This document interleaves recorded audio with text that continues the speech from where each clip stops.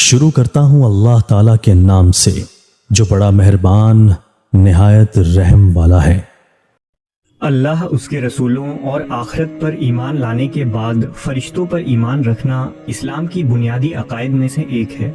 تمام فرشتے نور سے پیدا ہوئے ہیں اور وہ ہماری نظروں سے غائب ہیں اور ہمیشہ اللہ کے حکم کے منتظر رہتے ہیں۔ نیز فرشتے معصوم ہوتے ہیں، یہ اللہ کی نافرمانی اور گناہ نہیں کرتے۔ ان فرشتوں میں کچھ اللہ کی عبادت میں تا قیامت مشغول رہتے ہیں، کچھ وحی الہی پہنچاتے ہیں، کچھ دن رات موسم اور بارش وغیرہ کے کام سر انجام دیتے ہیں۔ اللہ کے انہی مقرر فرشتوں میں ایک فرشتہ اسرائیل علیہ السلام ہے، جنہیں روح قبض کرنے یعنی لوگوں کی جان نکالنے کا کام سونپا گیا ہے۔ حضرت اسرائیل کو فرشتہ اجل اور ملک الموت بھی کہا جاتا ہے۔ اللہ تبارک و تعالیٰ نے قرآن مجید میں ملک الموت کا ذکر کچھ یوں کیا ہے: کہہ دیجئے کہ موت کا فرشتہ جو تم پر مقرر کیا گیا ہے تمام روح قبض کرتا ہے، پھر تم اپنے رب کی طرف لوٹائے جاؤ گے۔ دراصل اسرائیل عبرانی لفظ ہے، عزا کے معنی بندہ اور ایل کے معنی خدا ہے، یعنی اسرائیل خدا کے بندے کو کہتے ہیں، جسے قرآن مجید میں ملک الموت کا نام دیا گیا ہے۔ روایتوں کے مطابق جب اللہ نے چاہا کہ آدم علیہ السلام کی تخلیق کریں تو فرشتوں کو حکم دیا گیا کہ زمین سے خاک لے کر آئیں، لیکن زمین نے ان فرشتوں کو قسم دے کر واپس بھیج دیا۔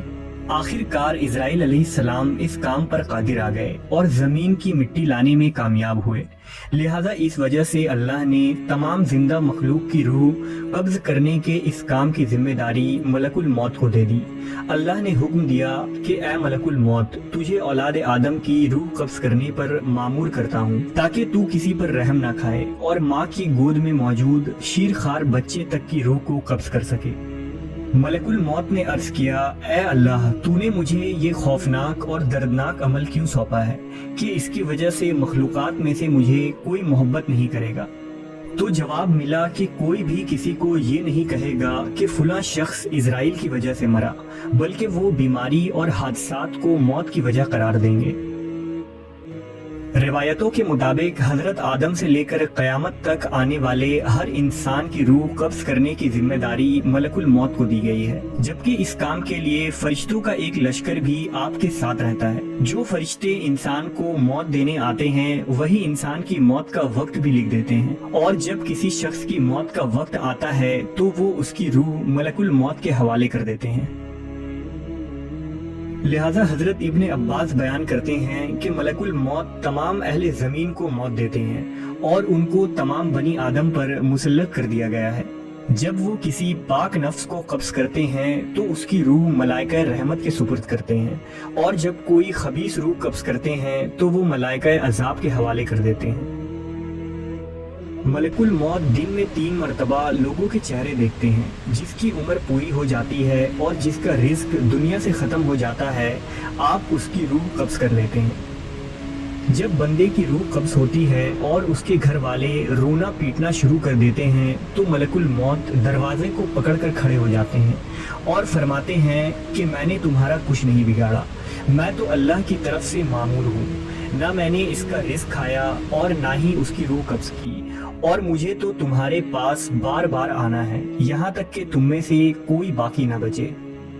اگر ملک الموت کو لوگ اس وقت دیکھ لیں اور ان کی باتوں کو سن لیں تو میت کو بھول کر خود اپنے آپ پر رونے لگ جائیں۔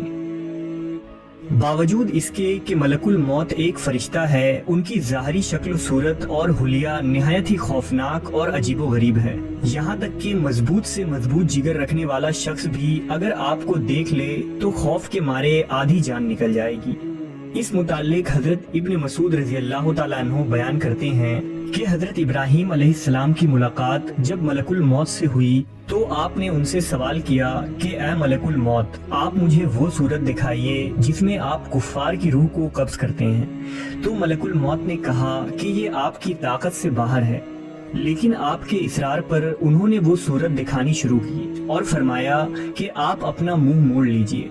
جب ملک الموت اپنی اصلی صورت میں نمودار ہوئے اور آپ نے انہیں دیکھا تو وہ ایک سیاہ شخص تھے جن کے سر میں آگ کے شعلے نکل رہے تھے۔ انہیں دیکھ کر حضرت ابراہیم پر غشی طاری ہوئی۔